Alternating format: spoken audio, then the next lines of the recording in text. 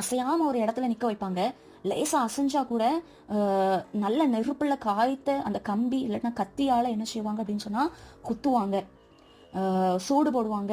அந்த அவருடைய சதையை அப்படியே என்ன செய்வாங்க, குத்துவாங்க. குத்துறதுனால காயம் ஏற்படும், ரத்தம் வரும், சீல் வரும். ரொம்ப ரொம்ப ரொம்ப கஷ்டப்பட்டாங்க.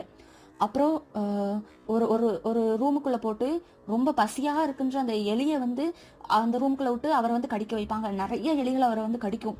அவ்வளோ வேதனை அனுபவிச்சிருக்கிறாரு. அதுக்கப்புறம் அவரை கிட்டத்தட்ட அவருடைய உடம்புல 12 இடங்கள்ல அவருடைய சதைகள் கிழிக்கப்பட்டிருக்கும்.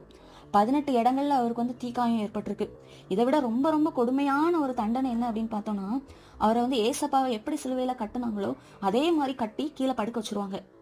கைகளையும் கால்களையும் கட்டி அந்த சிலுவையில படுக்க கீழே போட்டுட்டு அங்க சிறைச்சாலையில இருக்கின்ற மற்ற கைதிகளால என்ன செய்யறாங்க, அந்த மற்ற கைதிகள் எல்லாரும் அவர் மேல சிறுநீர் கழிக்கிறாங்க, அவர் மேல மலம் கழிக்கிறாங்க. இப்படி அசிங்கமான ஒரு காரியங்கள் எல்லாம் அவரை ரொம்ப ரொம்ப என்ன செய்யறாங்க, அவமானப்படுத்துறாங்க. எதுக்காக இப்படி அவமானப்படுத்துறாங்க அப்படின்னு சொன்னா, இன்னும் யார் யாரெல்லாம் இருக்கிறாங்க, யார் யாரெல்லாம் ஆண்டவரை ஆராதிக்கிறாங்க, ரகசியமா நீங்க ஒரு இடத்துல ஆராதிக்கிறீங்களா, அது எந்த இடம், அது யார் யாரெல்லாம் இருக்கிறாங்க, எனக்கு சொல்லு எனக்கு சொல்லு அப்படி சொல்லிட்டு அவரை என்ன செஞ்சுட்டே இருக்காங்க, துன்புறுத்திக்கிட்டே இருக்கிறாங்க. அவரோட 8 ஆண்டுகள் சிறை தண்டனையில கிட்டத்தட்ட 3 வருஷம் ஒரு தனிமையான ஒரு சிறையில பூமிக்கு அடியில என்ன செஞ்சுட்டு இருந்தாங்க.